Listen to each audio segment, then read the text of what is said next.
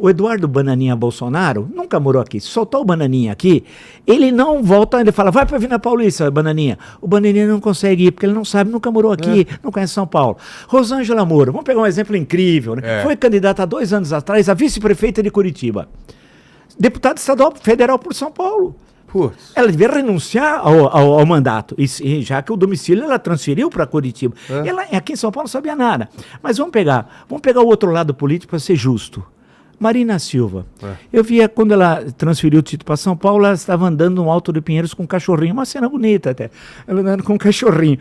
Se eu falasse para ela, sai do Alto de Pinheiros e vai até a rua Teodoro Sampaio, ela ia. Esquece, ela não tinha a mínima ideia. Então.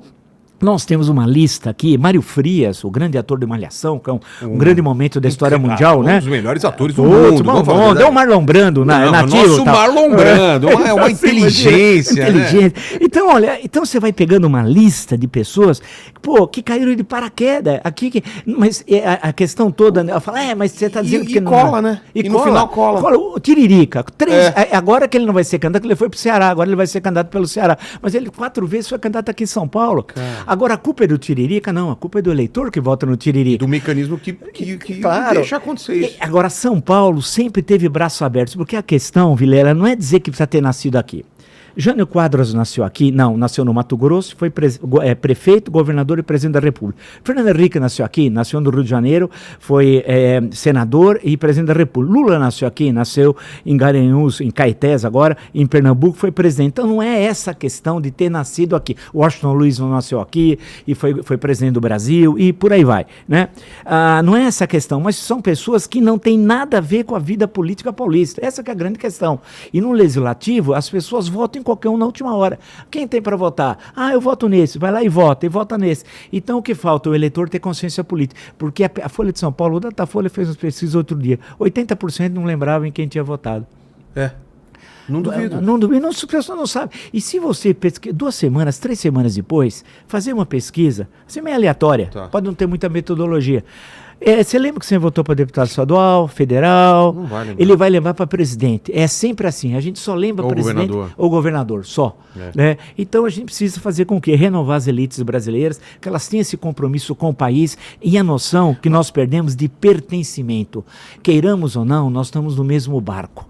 Esse negócio de todo mundo querer pôr fogo no barco, torcer cada um do seu lado, torcer contra. Torcer para o piloto do avião ter um infarto, né? Infarto, é isso. Nós estamos dentro do mesmo avião. O que a gente quer é que ele chegue num destino seguro.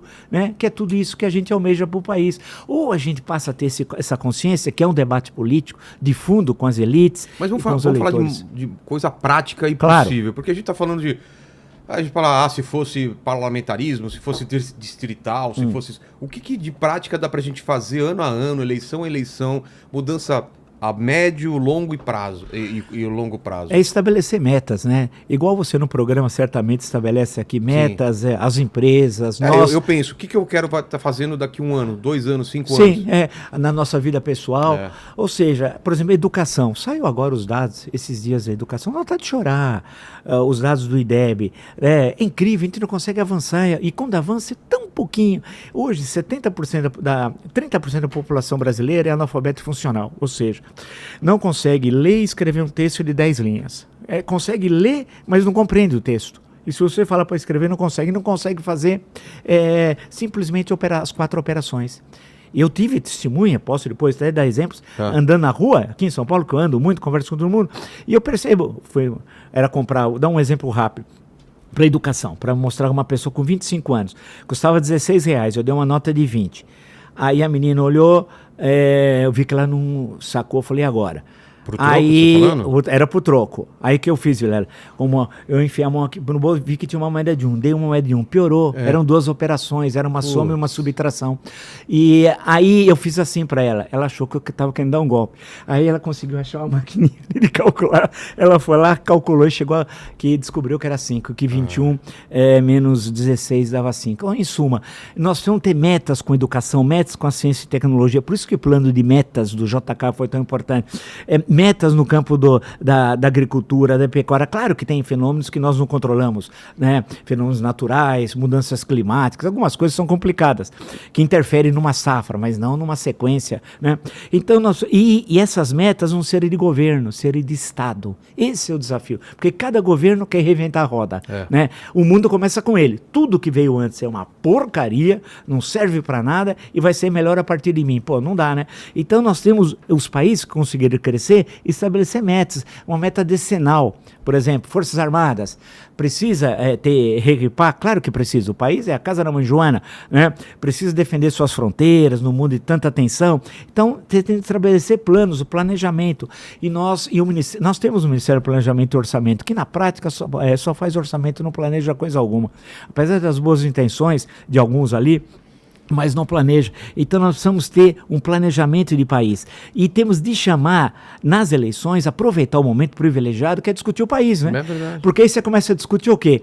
Tem ou não o vídeo das astronautas? Convenhamos, se tem ou não o vídeo das astronautas do Vorcaro, politicamente isso não tem a mínima importância. Né?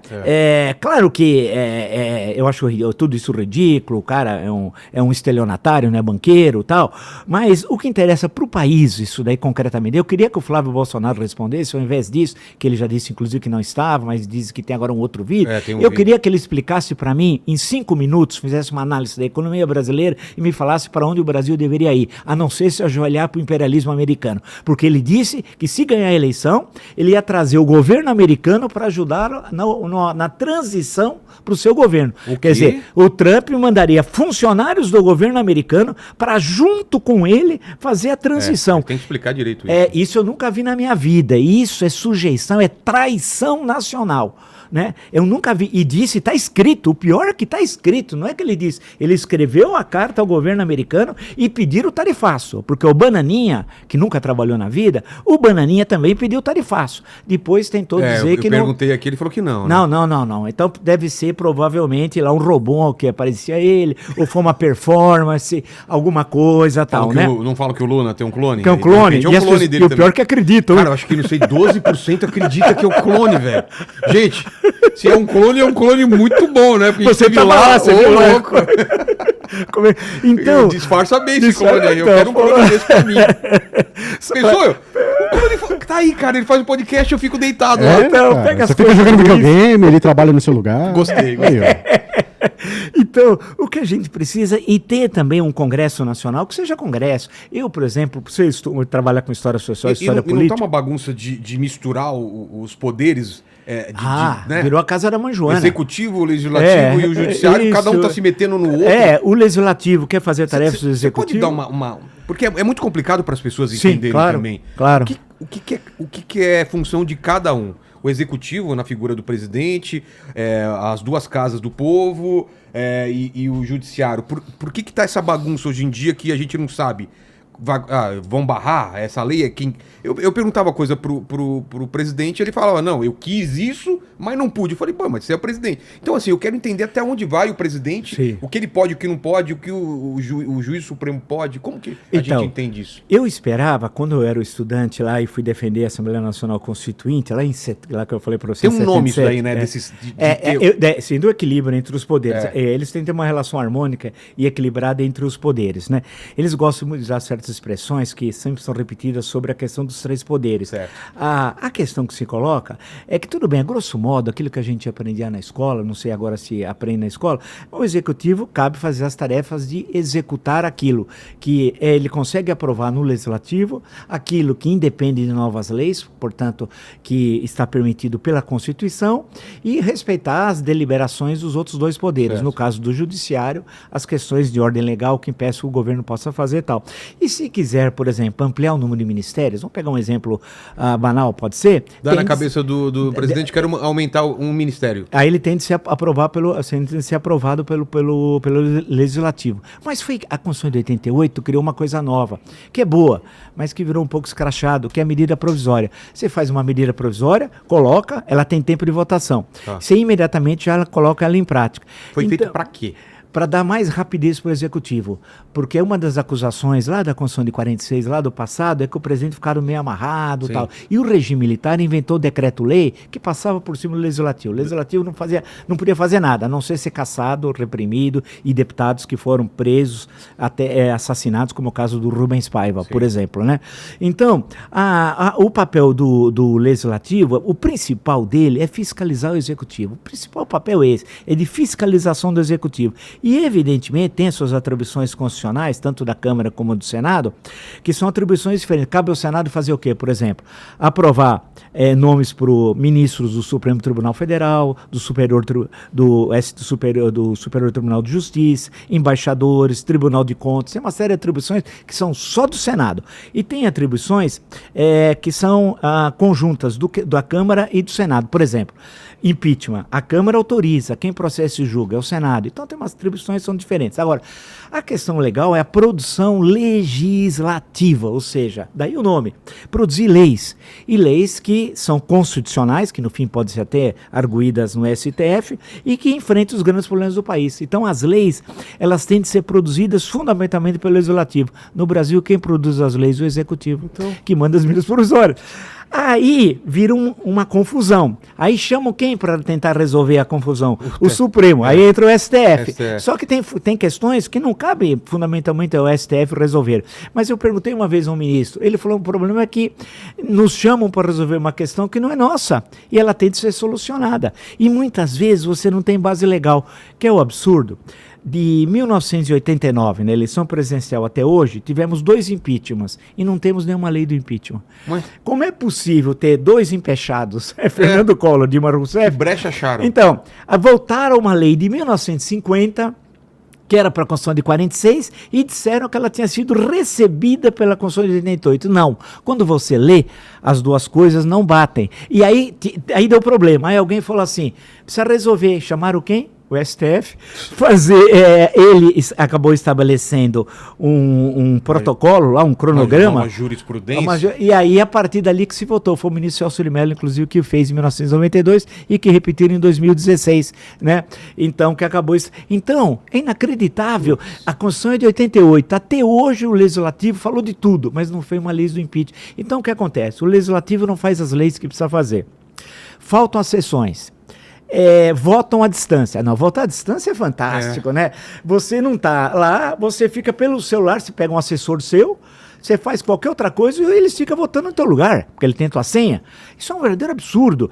Só pode votar quem está presente no plenário, e quem não está presente falta, e acabou, né? Isso precisa acabar. Então o Legislativo não consegue cumprir o mínimo que a Constituição atribui a ele. Por exemplo, essas questões com o debate sobre educação, que eu falei, ciência e tecnologia, etc., são debates afeitos à área do Legislativo.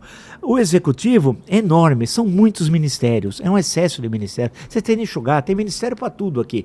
E pior que não faz grande parte, não faz nada. É necessário diminuir os ministérios, eles serem mais operacionais. E a justiça é muito complexa. Muitos processos chegam ao STF e não precisavam chegar lá.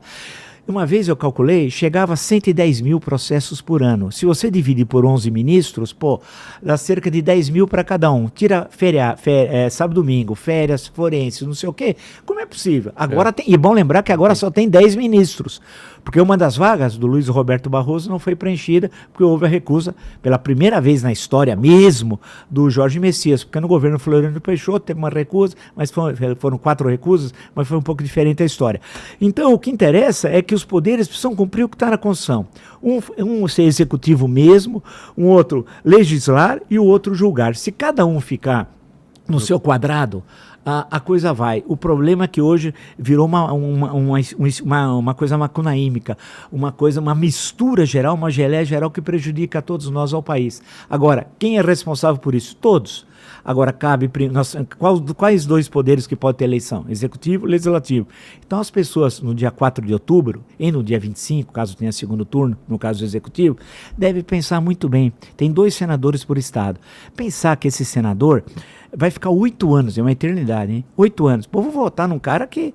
Ou numa candidata que seja uma pessoa que tenha compromisso conosco. Olhar o deputado federal, estou falando só do caso do Parlamento Nacional, né? Na Assembleia Legislativa, aqui todo mundo reclama da LESP. da Assembleia Legislativa do Estado de São Paulo. São 94 deputados, 94. Todo mundo fala mal. Um dia eu perguntei, você sabe onde ela fica? Não. Nem o local sabiam. Quer dizer, quando você não sabe nem o local, que a coisa está ruim mesmo. Né? E que grande debate teve na LESP esse ano agora, por exemplo, que nós estamos vendo? Nenhum. Então, a grande questão é que precisa ter uma autocrítica geral dos poderes constituídos, das pessoas que lá estão. Né? A Câmara Municipal de São Paulo só aparece quando tem denúncia de escândalo. Ela nunca aparece no sentido positivo, né, de uma questão importante. Por exemplo, mudanças climáticas. Pô, passamos outro dia por um negócio tenebroso aqui no Rio, depois teve em Guariba, Ribeirão Preto, né, discutir a questão do meio ambiente, discute seriamente, discute coisa alguma.